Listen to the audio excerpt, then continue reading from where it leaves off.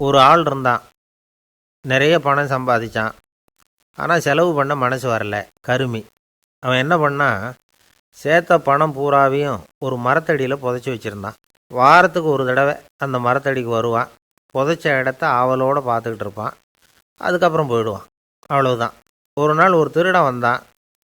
இவன் புதைச்சி வச்சுருந்ததெல்லாம் எடுத்துகிட்டு போட்டான். இது தெரிஞ்சு போச்சு. அந்த கருமி புலம்ப ஆரம்பிச்சிட்டான். இவன் புலம்பலை கேட்டதும் அக்கம் பக்கத்தில் இருந்தவங்கெல்லாம் ஓடி வந்தாங்க. என்ன விஷயம்னு விசாரித்தாங்க. இவன் சொன்னான். ஒரு பெரியவர் கேட்டார், ஏப்பா வாரம் வந்து இந்த இடத்த பார்க்குறதாக சொன்னியே, எப்போவாவது இதில் இருக்கிற பணத்தை எடுத்து செலவு பண்ணியிருக்கியா அப்படின்னு கேட்டார். நான் அப்பப்போ வந்து அதை பார்க்குறது தான் வழக்கம், அதை தொட்டதே இல்லைன்னு அவன். சரி, அப்படின்னா இப்போவும் நீ அதே மாதிரி வாரம் ஒரு தடவை வந்து இந்த இடத்த பார்த்துட்டு போகலாமே அப்படின்னாராம் அந்த பெரியவர். அதுவும் சரிதானே, எவ்வளவு காலமானாலும் அவன் அந்த பணத்தை எடுத்து செலவு பண்ண போகிறதில்ல. அப்படி இருக்கிறப்ப உள்ளே பணம் இருந்தாலும் ஒன்று தான், இல்லாமல் போனாலும் ஒன்று தான். இதிலேருந்து என்ன புரியுதுன்னா, ஒருத்தர்கிட்ட இருக்கிற பணத்தை கொண்டு அவர் பணக்காரரா ஏழையா அப்படின்னு முடிவு செய்கிறது சரியில்லை. அந்த செல்வத்தை அனுபவிக்கிற திறன், பயன்படுத்துகிற திறன், அதை வச்சு தான் அவர் ஏழையா பணக்காரரா அப்படிங்கிறத நிர்ணயம் பண்ணணும். அதுதான் சரி. செலவு பண்ண தெரியாதவன் சேகரம் பண்ணிகிட்டே இருக்கிறதுனால என்ன பிரயோஜனம்? தலைமுடியே இல்லாதவன் தாராளமாக சீப்புகளை வாங்கி சேகரம் பண்ணுறது மாதிரி தானே இது. சில சமயம் செலவு பண்ண நாம் தயாராக இருந்தால் கூட அந்த செல்வம் நமக்கு பயன்படுறதில்ல. அரேபியாவில் ஒரு நகை வியாபாரி விலை உயர்ந்த முத்துக்களை எல்லாம் அவர் வச்சு வியாபாரம் பண்ணிகிட்டு இருந்தார். அவர் ஒரு சமயம் ஒரு பாலைவனம் வழியாக போயிட்டு இருக்கிறார் ஒட்டகத்தில்.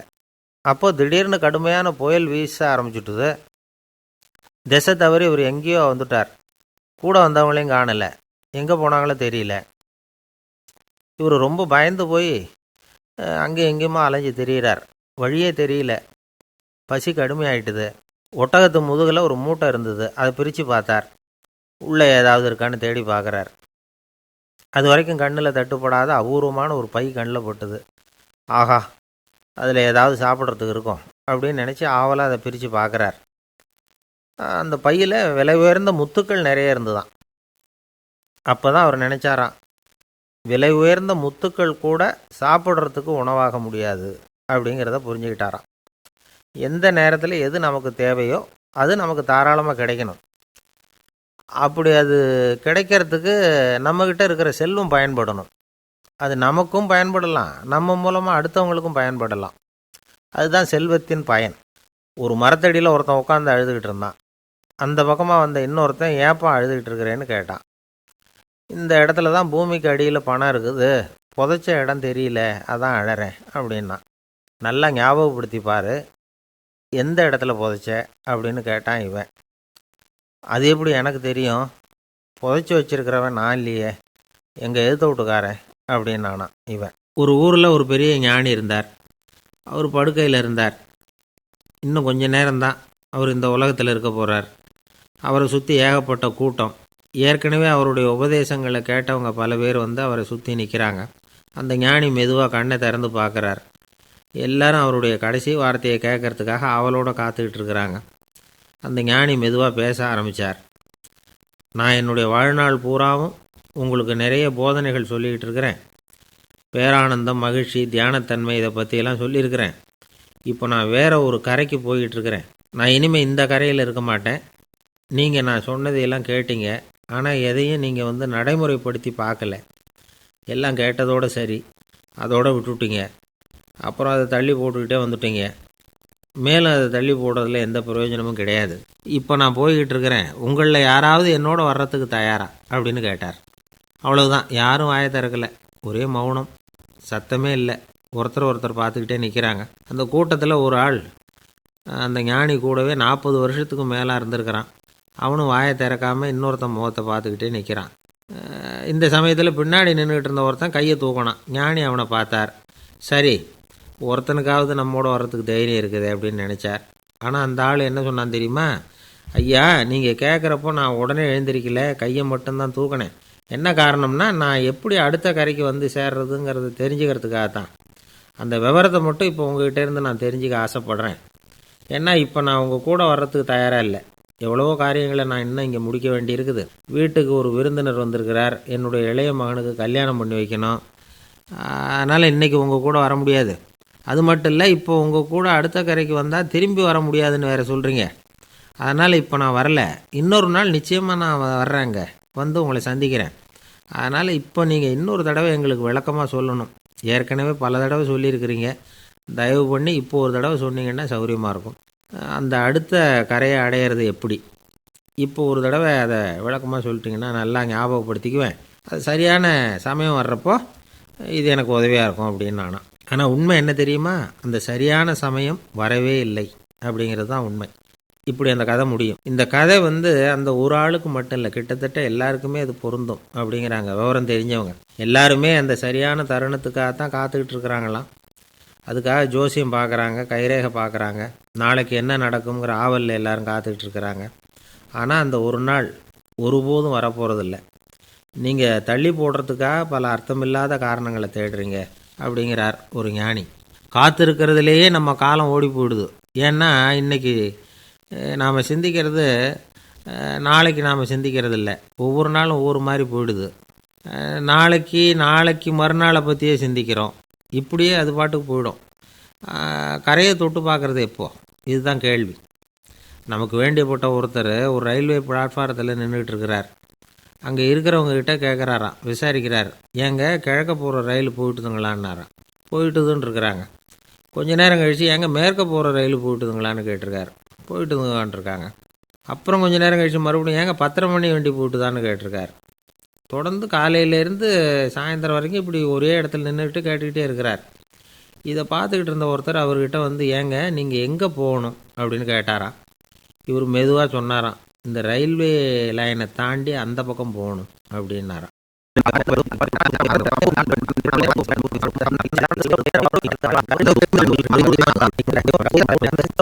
விஜயத்தில் அடிபட்டு வந்த எங்களை நீங்கள் ஆதரித்ததே பெரிய விஷயம். இந்த செயல் என்னை ஒரு பெரிய கடனாளி ஆக்கிவிட்டுது. ஐயா, எங்களுக்கு உணவு உடை இதை மட்டும் நீங்கள் கொடுத்தா போதும், ஊதியம்னு எதுவும் வாங்க மாட்டோம் அப்படின்னு நானும். அந்த சிற்பி எவ்வளோ வற்புறுத்தியும் எதுவும் வாங்கிக்கலையாம். இந்த செய்தியை தமிழ் தாத்தா டாக்டர் ஊவேசா சொல்லியிருக்கிறார். அந்த காலத்தில் எப்படிப்பட்டவங்கள்லாம் வாழ்ந்துருக்கிறாங்க பாருங்கள். இந்த காலத்தில் ஒருத்தர் கோவில் கட்டினார், வேலை செய்கிற எல்லாருக்கும் சாப்பாடு போடுவார்.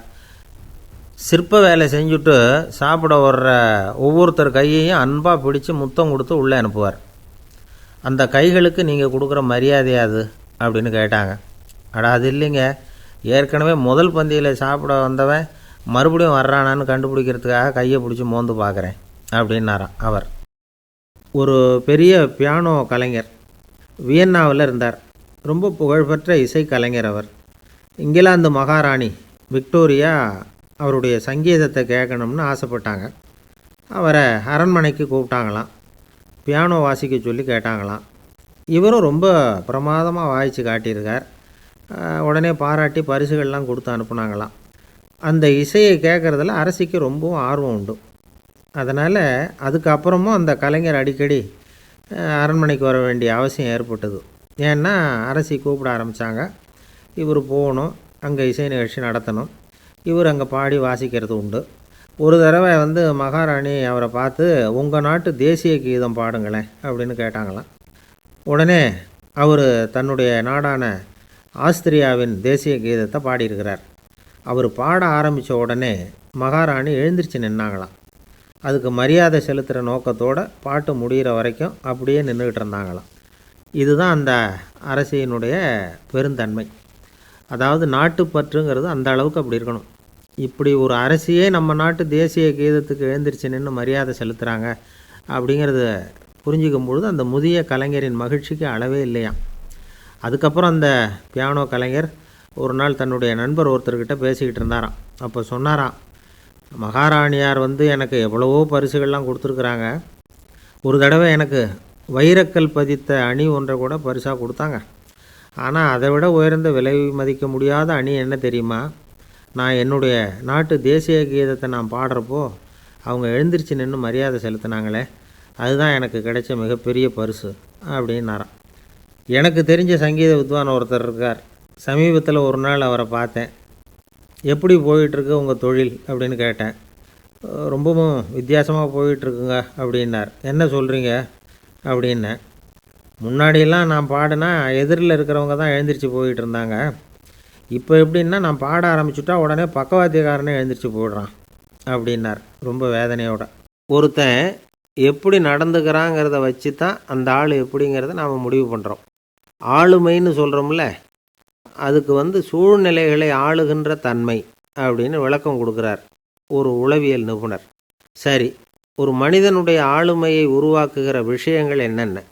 பிறப்பு, வளர்க்கப்பட்ட விதம், படிப்பு, நண்பர்கள், சமுதாயம், இப்படி நிறைய உண்டு. ஆளுமையின் அடிப்படையில் சில மனநோய்கள் உண்டாகுது. அதெல்லாம் என்னென்னங்கிறத தெரிஞ்சு வச்சுக்கிட்டோம்னா நம்ம கூட இருக்கிறவங்கள அடையாளம் கண்டுபிடிக்கிறதுக்கு அது ரொம்ப உபயோகமாக இருக்கும். ஃப்ரெனாய்டு ஆளுமை அப்படின்னு ஒன்று. இந்த கோளாறு உள்ளவங்க எப்படி இருப்பாங்க தெரியுமா? அதிக உணர்ச்சி, சந்தேகம், பொறாமை இதெல்லாம் அதிகமாக இருக்கும். வளைஞ்சு கொடுக்க மாட்டாங்க. அடுத்தவங்களோட இணக்கமான உறவு இருக்காது. அவங்க செய்கிற தப்புக்கெல்லாம் அடுத்தவங்களை குறை சொல்லிகிட்டு இருப்பாங்க. இது ஒரு ரகம். அடுத்தது ஸ்கிசாய்டு ஆளுமை அப்படின்னு சொல்கிறாங்க. இந்த கோளாறு உள்ளவங்க அடுத்தவங்களோட பழக கூச்சப்படுவாங்க. சின்ன வயசுலேயே இது ஆரம்பமாயிடுது. பகல் கனவுலேயே சஞ்சரிப்பாங்க. அவங்களுடைய விரோதம், கோபம் இதை கூட வெளியில் காட்டிக்க முடியாமல் இருப்பாங்க. இவங்களுக்கு அகமுகம், பிரச்சனைகள்லேருந்து ஒதுங்கி எதுலேயும் ஈடுபாடு இல்லாதவங்களாக இருப்பாங்க. இப்படி ஒரு ரகம். அடுத்தது சைக்ளோதமிக் ஆளுமை அப்படின்னு சொல்கிறாங்க. அது என்னென்னா உணர்ச்சிகளில் ஏற்றத்தாழ்வு அதிகமாக இருக்குமா. சில சமயம் பார்த்தா மகிழ்ச்சியாக இருப்பாங்க, சில சமயம் சோகமாக உட்காந்துருப்பாங்க. அவங்க மனநிலைக்கு தகுந்த மாதிரி சமூக நிகழ்ச்சிகளில் பங்கெடுத்துக்குவாங்க. இன்னொரு வகை என்னென்னா எண்ணப்பீடிகை ஆளுமை அப்படின்னு பேர் வச்சுருக்கிறாங்க. அதுக்கு இவங்களுக்கெல்லாம் கரெக்டாக இருக்கணும். எல்லாம் சட்டத்திட்டம் எதுலேயும் ஒரு ஒழுங்குமுறை, இப்படி எதிர்பார்க்குற மனோபாவம். இவங்க எதிர்பார்ப்புக்கும் வரன்முறைக்கும் மற்றவங்க கட்டுப்படணும்னு நினைப்பாங்க. இந்த நிலைமை நீடித்தா என்ன ஆகும் தெரியுமா? அலைக்கழிக்கிற எண்ணங்கள் திரும்ப திரும்ப ஒரே செயலை செய்ய தூண்டுற மன தளர்ச்சிக்கு ஆளாயிடுறாங்க. அடுத்தது ஹிஸ்டீரியா ஆளுமை. சின்ன விஷயத்தையெல்லாம் பெருசுப்படுத்தி நாடகமாக்குற நடிகர்கள் இவங்க. உணர்ச்சி அதிகம் உள்ளவங்க. இவங்க மன எழுச்சியில் பக்குவமின்மை, குழந்தைத்தனம், முதிர்ச்சியின்மை எல்லாம் இருக்கும். தன்னலம் மிக்க குணம். பிறர் தன்னை மட்டுமே கவனிக்கணும்னு நினச்சி செயல்படுறது, இதெல்லாம் இவங்க அடையாளம். அடுத்த ரகம் எப்படின்னா வளர்ச்சியற்ற ஆளுமைன்னு சொல்கிறாங்க. அடுத்தவங்களோட இணங்கி போக முடியாதவங்க. அறிவு, மன எழுச்சி, சமூக உறவு இதில் எல்லாம் போதுமான வளர்ச்சியையும் நிறைவையும் பெற முடியாதவங்க. இவங்களால் வாழ்க்கையில் முன்னேற முடியாது. பிச்சைக்காரங்க, குற்றவாளிகள், இவங்ககிட்டெல்லாம் இது மாதிரியான ஆளுமை அதிகமாக இருக்குமா. அடுத்தது என்னென்னா சோர்வுடைய ஆளுமை. எதுலேயும் உற்சாகம் இல்லாமல் சோர்ந்து போயிருப்பாங்க. அதுக்கெல்லாம் நமக்கு வலிமை இல்லைப்பா அப்படின்னு சொல்லிகிட்டு இருப்பாங்க. சின்ன விஷயங்களுக்கெல்லாம் அதிர்ச்சி அடையிறது. வாழ்வின் சுவையை அனுபவிக்க முடியாதவங்க. இன்னொரு ரகம் இது கொதித்தெழும் ஆளுமைங்கிறாங்க. எதுக்கு எடுத்தாலும் ஆத்திரம், குரோதம், வன் செயல் இதிலெல்லாம் ஈடுபாடு, இப்படி உள்ளவங்க. நத்தை வகை ஆளுமை அப்படின்னு ஒன்று. அடுத்தவங்க மேலே விரோதம் இருக்கும், அடிக்கணுங்கிற எண்ணம் இருக்கும். ஆனால் அதை அப்படியே வெளியில் காட்டாமல் அதே சமயம் அமைதியான முறையில் வெறுப்பை வெளிக்காட்டுற ரகம். இவங்கெல்லாம் பேசாமல் கம்முன்னு இருந்துக்கிட்டே நினச்சதை நிறைவேற்றிக்கிடுவாங்க. முன்ஜாக்கிரதை ஆளுமை அப்படின்னு ஒரு ரகமாக. பாதுகாப்பின்மை, சந்தேகம், முழுமையின்மை, அறவேக்காட்டுத்தனம் இந்த மனப்போக்கு அதிகமாக இருக்கிறதுனால அகம்பாவம், புடிவாதம், எச்சரிக்கை எல்லாம் அளவுக்கு மீறி இருக்கும். இது வரைக்கும் நாம் பேசிக்கிட்டு இருந்த ஆளுமை பண்புகள் அளவுக்கு அதிகமாக போயிட்டுதுன்னா ஆளுமை கோளாறுகள் ஏற்படும். அதன் அடிப்படையில் மனவியாதிகள் வருமா. அதனால் இணக்கமான, எல்லாரும் விரும்புகிற இயல்பான ஆளுமையை பெறுவதற்கு நாம் முயற்சி செய்யணும் அப்படிங்கிறது மனோதத்துவ நிபுணர்களுடைய ஆலோசனை. ஒருத்தர் ஒரு மனோதத்துவ டாக்டரை தேடிட்டு வந்தாராம். டாக்டர், எனக்கு மனசில் ஏதோ வியாதி, ஆளுமை கோளாறு, அதாவது எனக்கு சீக்கிரமாக செத்து போனால் தேவையில்லைன்னு தோணுது அப்படின்னாராம். உடனே அந்த டாக்டர், சரி அப்படின்னா இங்கேயே இருங்க, நான் வைத்தியம் பார்க்குறேன் அப்படின்னாராம். ஒருத்தர் இருக்கார், நல்ல உத்தியோகத்தில் தான் இருக்கிறார். ஆனால் எப்போ பார்த்தாலும் முகத்தை வெறுப்பாக வச்சுருப்பார். அப்படியே வருவார் போவார். ஏன் சார் இப்படி இருக்கிறீங்க அப்படின்னு விசாரித்தோம். ஏன்டா இந்த வேலைக்கு வந்தோம்னு இருக்குது சார் அப்படின்னார். உங்கள் வேலை உங்களுக்கு பிடிக்கலையா அப்படின்னு கேட்டோம். இல்லைன்னார். இப்படிப்பட்டவங்க வெற்றிகரமான வாழ்க்கை வாழ முடியாது. இது நிபுணர்கள் கருத்து. வேலையை நேசிக்க தெரிந்தவர்கள் வெற்றி பெறுவார்கள் அப்படிங்கிறாங்க அவங்க. எந்த துறையாக இருந்தாலும் சரி, அந்த துறையில் வெற்றிகரமாக இருக்கிறவங்கள விசாரித்து பாருங்கள். எனக்கு என்னுடைய வேலை ரொம்ப பிடிக்கும் அப்படின்னு சொல்கிறவங்களாக தான் இருப்பாங்க. அப்படி இருந்தால் தான் அது வெற்றிகரமாக இருக்க முடியுது அவங்களால. ஒருத்தனுக்கு பிடித்தமான பொழுதுபோக்கே அவனுடைய தொழிலாக இருந்துட்டுதுன்னா அவனை மாதிரி கொடுத்து வச்சவன் வேற யாரும் இல்லை அப்படிங்கிறார் பெர்னாட் ஷா. ஒரு தடவை மன்னர் ஹுமாயூன் உயிரை தண்ணீர் மொண்டு ஊற்றுகிற தொழிலாளி ஒருத்தர் காப்பாற்றினாராம் அந்த ஹுமாயூன் உயிரை. உடனே மன்னர் கேட்டிருக்கார், உனக்கு என்ன வேணும்னாலும் கேளு தரேன், உயர் பதவி வேணுமா அப்படின்னு கேட்டாராம். மன்னா, மக்களின் தாகம் தீர்க்கக்கூடிய இந்த பணியை விட உயர்ந்தது உண்டா அப்படின்னாராம் அந்த தொழிலாளி. அவரால் அவருடைய வேலையை நேசிக்க முடிஞ்சுது, அதனால் மகிழ்ச்சியாக இருக்க முடிஞ்சுது. நாமெல்லாம் அப்படி இல்லை, வேலை கிடைக்கிற வரைக்கும் கிடைச்சா போதும் அப்படின்னு இருக்கோம். கிடைச்சதுக்கப்புறம் ஏன்டா இந்த வேலைக்கு வந்தோம்னு ரொம்பவும் அழுத்துக்குவோம். சரி, நாம் இருக்கிற இடத்துல நாம் வெற்றிகரமாக இருக்க வழி உண்டா அப்படின்னா உண்டுன்னு சொல்கிறாங்க.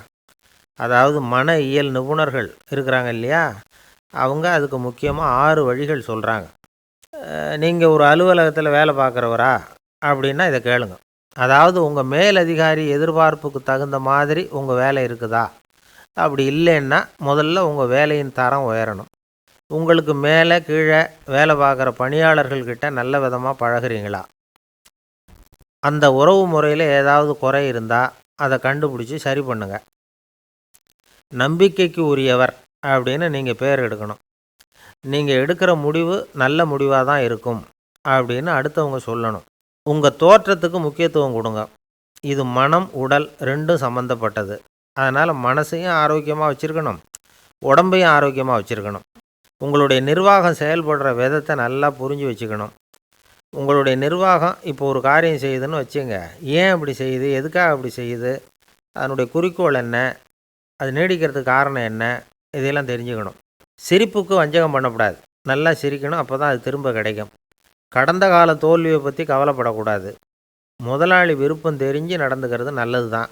அதுக்காக காக்கா பிடிக்கணுங்கிற அவசியம் இல்லை. உங்களுக்கு ஒரு பொறுப்பான வேலை கிடைக்குது, உடனே சத்தம் குழப்பம் அப்படின்னு சூழ்நிலையை இறுக்கமாக ஆக்கிடக்கூடாது. எந்த சூழலையும் இயல்பாக கையாளக்கூடியவர் அப்படிங்கிறத காட்டணும்.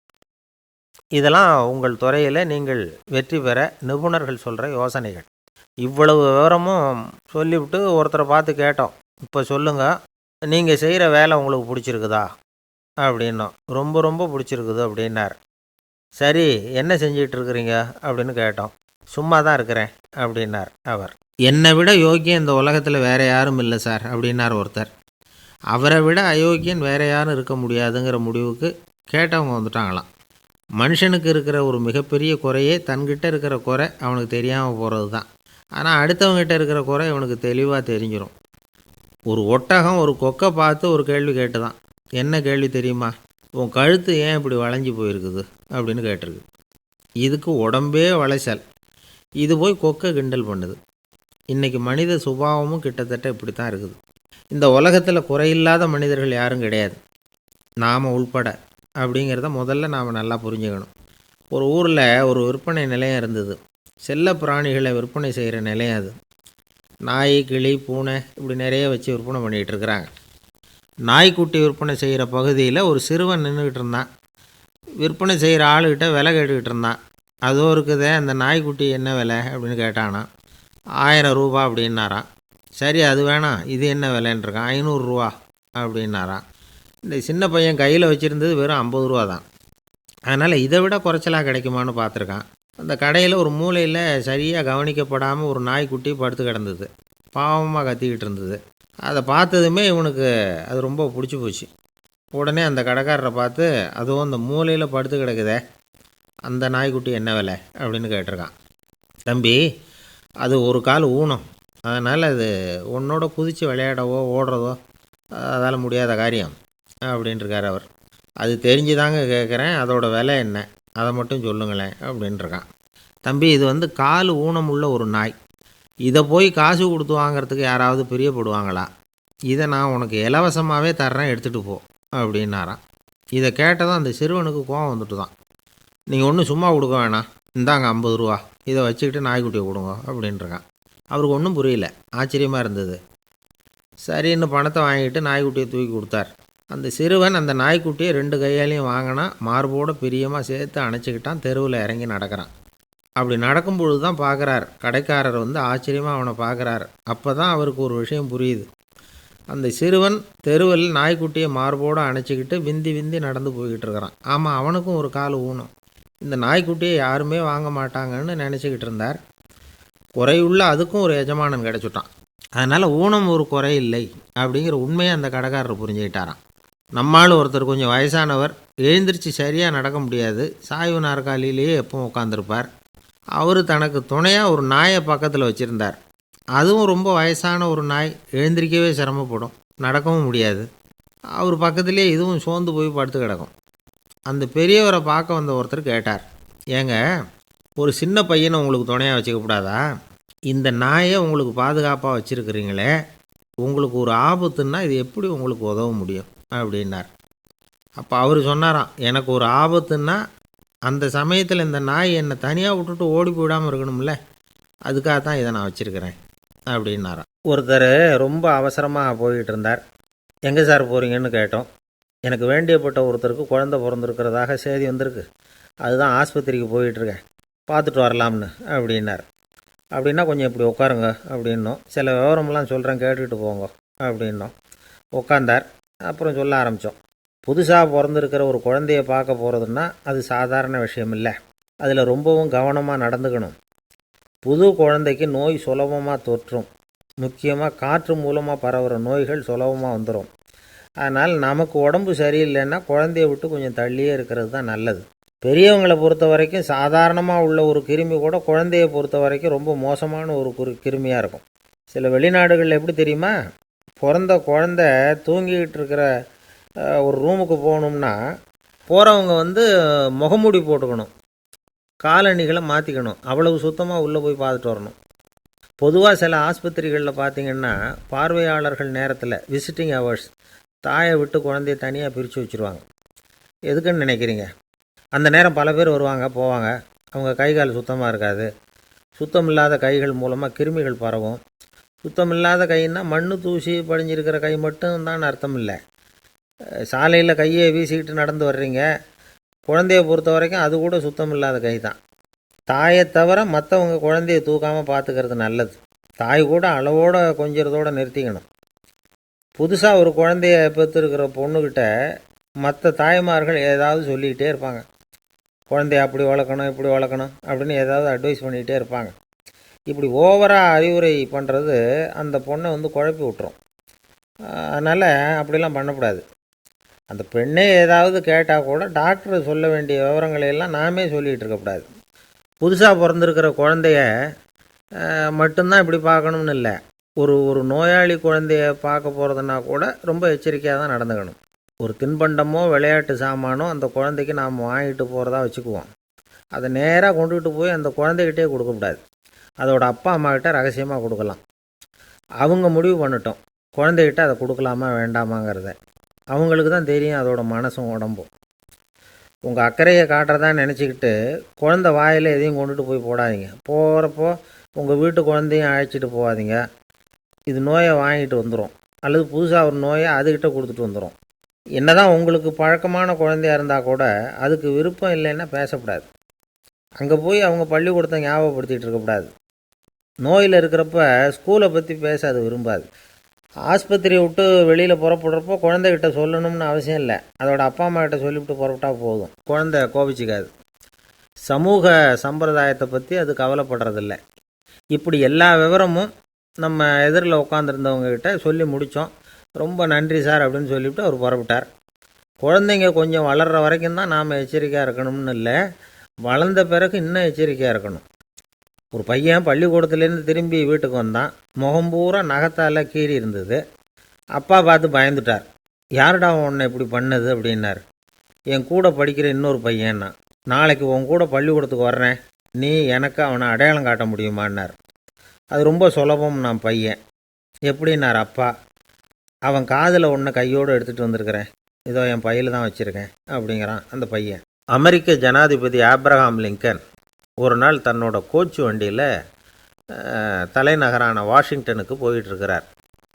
கோச்சு வண்டி ஒரு சாலையில் போயிட்டுருக்கு. அந்த சாலைக்கு ஒரு பக்கத்தில் பயங்கரமான சதுப்பு நிலம். சதுப்பு நிலம்னா அது புதைகுழி, புதை மணல்ங்கிறோம்ல, அது மாதிரி. அந்த சதுப்பு நிலத்தில் யாராவது மாட்டிக்கிட்டா அவ்வளோதான், ஆளை கொஞ்சம் கொஞ்சமாக உள்ளே அமுக்கிவிடும், தப்பிச்சு கரையேறது கஷ்டம். அப்படிப்பட்ட நிலம் அது. ஆப்ரஹாம் லிங்கன் ஏதோ ஒரு முக்கியமான அரசாங்க வேலையாக போயிட்டு திரும்பி வந்துக்கிட்டு இருக்கிறார். அதனால் அந்த சமயத்தில் அவர் விலை உசந்த ஆடைகளை அணிஞ்சிருக்கிறார். அப்படி அவர் அந்த கோச்சு வண்டியில் வந்துக்கிட்டு இருக்கிறாரு. அந்த சமயத்தில் ஒரு காட்சி அவர் கண்ணில் பட்டுட்டுது. என்ன தெரியுமா? ரோட்டுக்கு பக்கத்தில் இருந்த சதுப்பு நிலத்தில் ஒரு இளம் பன்றிக்குட்டி சிக்கிக்கிட்டு தவிச்சிக்கிட்டு இருக்குது, பரிதாபமாக கத்திக்கிட்டு இருக்குது. அதை பார்த்தார் லிங்கன். அவருக்கு என்ன மாதிரி ஆயிட்டுது. உடனே வண்டியை நிறுத்த சொன்னார். கீழே இறங்கினார். தன்னோட விலை உசந்த ஆடைகளை பற்றி லட்சியம் பண்ணவே இல்லை. தனக்கே ஆபத்து வரலாம்ங்கிறத பற்றியும் கவலைப்படலை. தான் ஒரு குடியரசுத் தலைவருங்கிறத பற்றியும் அவர் நினச்சி பார்க்கல. நேராக அந்த சதுப்பு நிலம் பக்கமாக போனார். அந்த சேத்துல இறங்கி பன்றிக்குட்டியை காப்பாற்றி கரைக்கு கொண்டுட்டு வந்து சேர்த்துட்டார். அதுக்கப்புறம் நிம்மதியாக கோச்சு வண்டியில் ஏறி வெள்ளை மாளிகைக்கு வந்து சேர்ந்தார். ட்ரெஸ்ஸு, உடம்பு பூரா சேறு சகதி. பார்க்குறவங்களுக்கெல்லாம் ஆச்சரியமாக போச்சு. அவங்களுக்கு ஒன்றும் புரியல. இவர் நேராக ட்ரெஸ்ஸு மாற்றிக்கிறதுக்காக போனார். கோச்சு வண்டி ஓட்டிகிட்டு வந்தவங்கிட்ட போய் எல்லோரும் கேட்டாங்க, என்ன ஆச்சு அப்படின்னு. அவர் வர்ற வழியில் நடந்த விவரத்தை சொன்னார். ஆப்ரஹாம் லிங்கனுடைய இந்த இறக்க குணத்தை எல்லாரும் பாராட்டினாங்களாம், புகழ்ந்தாங்களாம். ஆனால் இதுக்கு லிங்கன் என்ன பதில் சொன்னார் தெரியுமா? தயவு பண்ணி இந்த புகழ்ச்சியான பேச்சையெல்லாம் ஒதுக்குங்க, அதெல்லாம் வேணாம். அந்த சின்ன பிராணி சகதியில் மாட்டிக்கிட்டு துடிச்சிக்கிட்டு இருந்தது, அதை பார்த்தேன். உடனே என்னுடைய இதயத்தில் ஒரு முள் தைச்சது மாதிரி ஒரு உணர்வு. அந்த முள்ளை பிடுங்கி எறிஞ்சேன், அவ்வளவுதான். உண்மையில் அந்த பிராணிக்கு நான் உதவினேங்கிறத விட எனக்கு ஏற்பட்ட இன்னலை போக்கிட்டேன் அப்படிங்கிறது தான் உண்மை. அதுதான் பொருத்தம். அப்படி இருக்கிறப்போ இதில் புகழறதுக்கு என்ன இருக்குது அப்படின்னாராம் ஆப்ரஹாம் லிங்கன். எவ்வளவு யதார்த்தமான வார்த்தைகள் பாருங்கள். இந்த காலத்தில் நம்மளையும் பல பேர் அப்படி உண்டு. நீச்சல் தெரியாத ஒரு ஆள் தண்ணியில் இறங்கிட்டான். தண்ணி ஆழங்கிறது அப்புறமா தான் தெரிஞ்சுது. தத்தளிக்க ஆரம்பிச்சிட்டான். வாழ்னு கத்துறான்.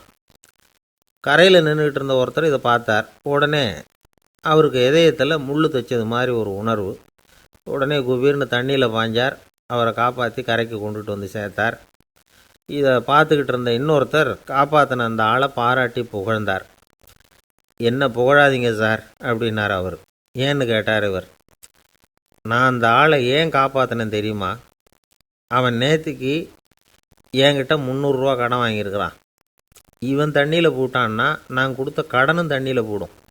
அதனால தான் விழுந்து காப்பாற்றினேன் அப்படின்னா அந்த ஆள். ஒரு அம்மா, அவங்களுக்கு 35 வயசு இருக்கும்.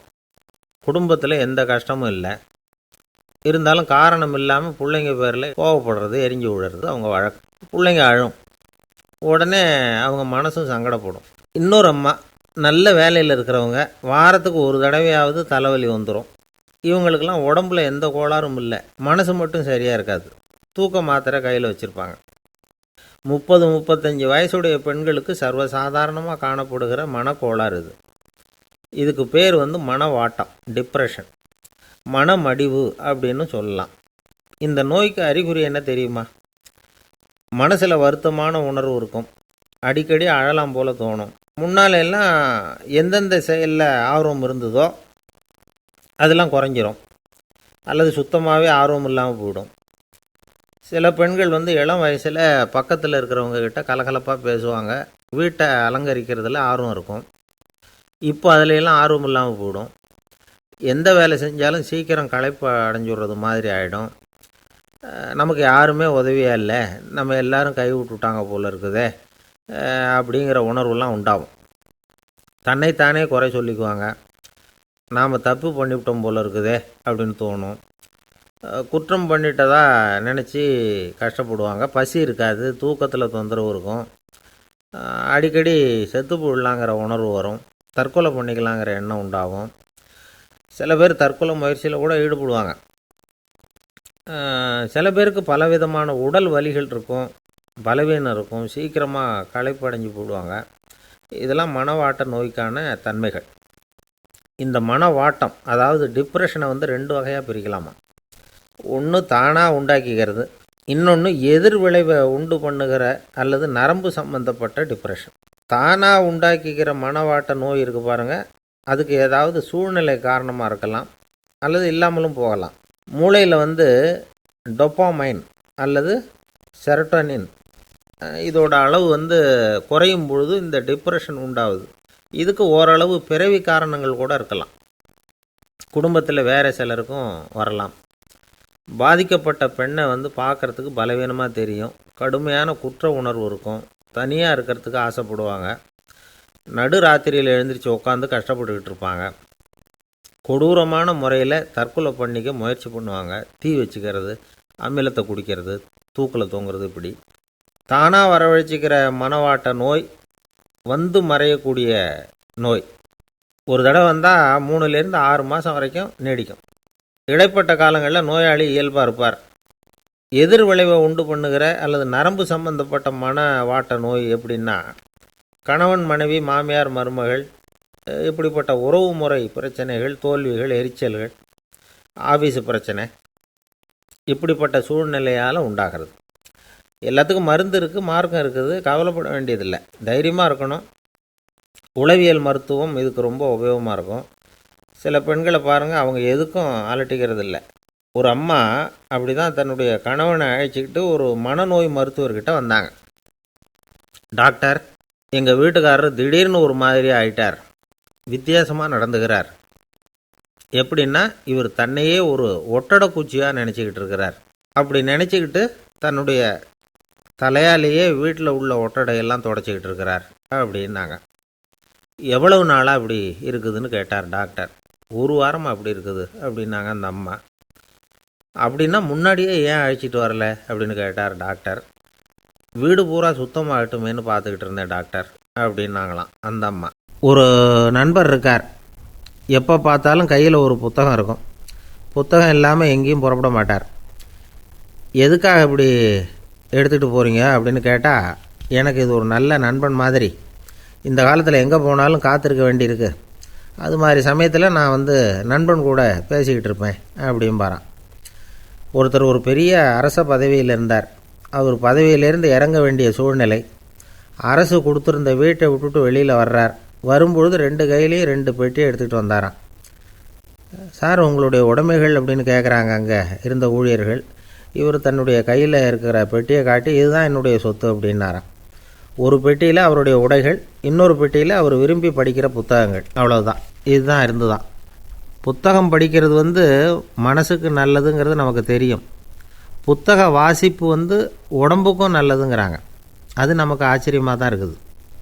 ஒரு நபர் ஒரு வருஷத்தில் சராசரியாக 2000 பக்கங்களை படிச்சிருக்கணுமா, யுனெஸ்கோ பரிந்துரை. ஆனால் நம்ம நாட்டில் நாம் சராசரியாக படிக்கிறது 32 பக்கங்கள். அவ்வளவுதான். இவ்வளவுக்கு நம்ம நாட்டில் 6000த்துக்கும் மேற்பட்ட நாளேடுகள், 2000த்துக்கும் மேற்பட்ட இதழ்கள், மலர்கள் இவ்வளவு இருந்தும் சரியாக வரல. இந்த உலகத்தில் முதல் நூலகம் எங்கே எப்போ ஆரம்பமாச்சு தெரியுமா? கிமு 2500ஆம் ஆண்டில் அது ஆரம்பமாயிருக்குது. பாபிலோனியாவில் அமில் அணு அப்படிங்கிற அரசன் தான் நூலகத்தை உருவாக்கியிருக்கிறான். அப்போல்லாம் தாள் கிடையாது, களிமண் தான். களிமண் பலகைகளில் எழுதி அது தொகுத்து அப்படியே நூலாக்கி அதை நூலகத்தில் வச்சுருப்பாங்களாம். அரசருடைய நூலகத்தில் 1000த்துக்கும் மேற்பட்ட நூல்கள் இருந்ததாக வரலாற்று குறிப்பு இருக்குது. அது மட்டும் இல்லை, அந்த நூலகத்தில் பொருள் வாரியாக, அதாவது சப்ஜெக்ட் வாரியாக புத்தகங்களை வகைப்படுத்தி வச்சுருந்தாங்களாம். அதில் மிச்சம் இருந்த ஒரு 25 களிமண் பலகை புத்தகங்கள் இன்றைக்கும் பிரிட்டிஷ் அருங்காட்சியகத்தில் இருக்குதான். அச்சு தாள் இதெல்லாம் ஏற்பட்டதுக்கப்புறம் அமைக்கப்பட்டது தான் ஃப்ரான்ஸில் இருக்கக்கூடிய பாரிஸ் நூலகம். 1480 ஃப்ரெஞ்சு மன்னர் 11ஆம் லூயி இந்த நூலகத்தை அமைச்சாராம். ஆனால் அப்போல்லாம் அரசர்கள் மட்டும்தான் நூலகத்தை பயன்படுத்த முடியுமா. அதுக்கப்புறம் 17ஆம் நூற்றாண்டில் இந்த முறை மாறி பொதுமக்கள் அங்கே போகலாம், படிக்கலாம் அப்படிங்கிற நிலைமை தான். போட்லியன் நூலகம் அப்படின்னு அதுக்கு பேர், பாரிஸ் நகரத்தில் இருக்குது. அங்கே தான் நூல்களின் பட்டியல் தயாரிப்பு பணி ஆரம்பமாச்சு. கல்வி வளர்ச்சியையும் நூலகத்தையும் இணைச்சவர் நெப்போலியன் போனபார்ட். முன்பணம் செலுத்தி புத்தகத்தை படிக்கிற முறையையும் அவர் தான் கொண்டுகிட்டு வந்தாராம். மக்கள்கிட்ட வசூலிக்கிற வரியின் ஒரு பகுதியை நூலகத்துக்கு பயன்படுத்தினவரும் அவர் தானா. நெப்போலியன் நூலகத்தில் உலகத்தில் உள்ள எல்லா மொழி நூல்களும் இருக்குதான். அங்கே ஒரு தமிழ் நூலும் இருந்திருக்குது.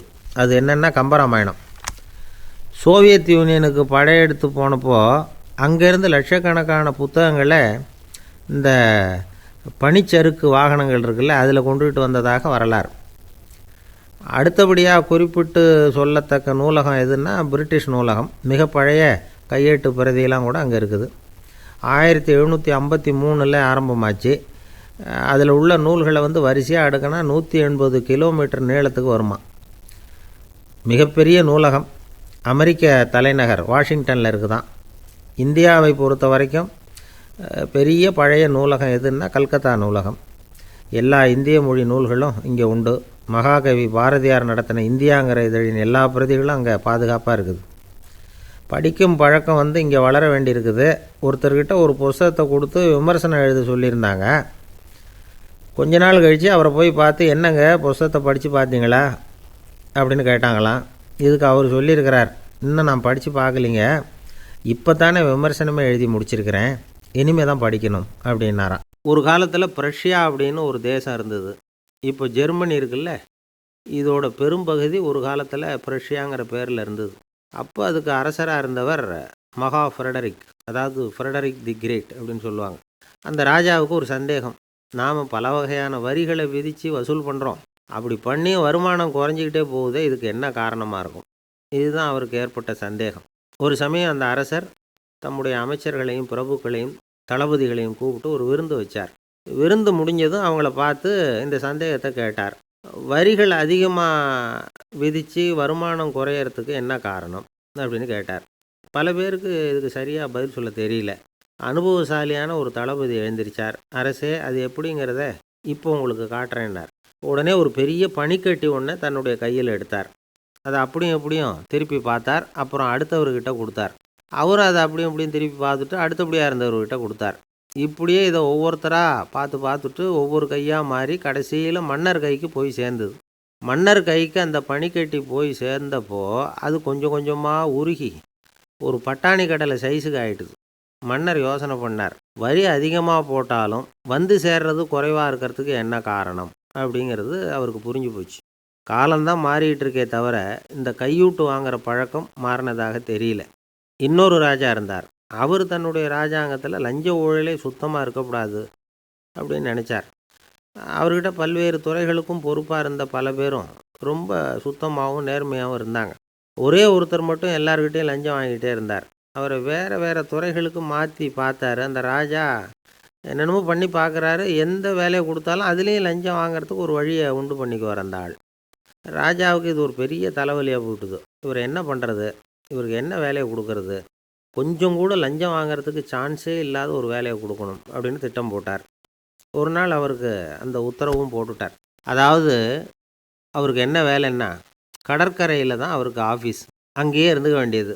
தினமும் எத்தனை கடல் அலை கரையில் மோதுது அப்படிங்கிறத கணக்கெடுத்து ராஜாவுக்கு தெரிவிக்க வேண்டியது. இதுதான் அவருக்கு வேலை. பேசாமல் அலையை எண்ணிட்டு உட்காந்துருக்கிட்டோம், அப்போவாவது அவர் லஞ்சம் வாங்குகிற சந்தர்ப்பம் இல்லாமல் போயிடும் அவருக்கு அப்படின்னு நினச்சார் ராஜா. இந்த ஆள் கடற்கரைக்கு போய் டியூட்டியில் ஜாயின் பண்ணிக்கிட்டார்.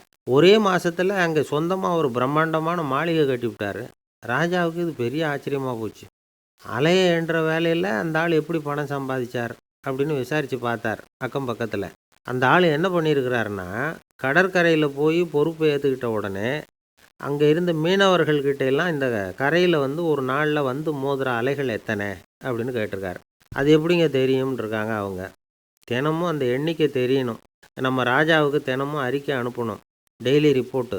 தவறுனா நீங்கள் இந்த கடலில் போய் மீன் பிடிக்கிறதுக்கு ராஜாவோட அனுமதி கிடைக்காது அப்படின்ட்டுருக்காரு. உடனே மீனவர்களும் பயந்து போட்டாங்க. கடலுக்கு போகிறதுக்கு அனுமதி இல்லைன்னா பட்டினி கிடக்கிறது மாதிரி ஆகிடுமே. மெதுவாக அந்த ஆளுகிட்ட போனாங்க. காதோட காதாக சொன்னாங்க, ஐயா, எங்களால் கடல் அலையை எண்ண முடியாது. தினமும் எங்களால் முடிஞ்சதை உங்களுக்கு பணமாக கொடுத்துட்றோம். நீங்கள் தான் ராஜா கிட்ட சிபாரிசு பண்ணி நாங்கள் தொடர்ந்து மீன் பிடிக்கிறதுக்கு அனுமதி வாங்கி கொடுக்கணும் அப்படின்னு வேண்டிக்கிட்டாங்க. பணம் தினமும் சேர ஆரம்பிச்சுட்டுது. பதவியில் மற்ற பதவியோட இந்த பதவி எவ்வளவோ மேல் அப்படின்னு நினச்சிட்டான் அந்த ஆள். அது மட்டும் இல்லை, தயவு பண்ணி என்னை இந்த இடத்த விட்டு மாற்றி விடாதீங்க சார் அப்படின்னு வேற கேட்க ஆரம்பிச்சிட்டானான்.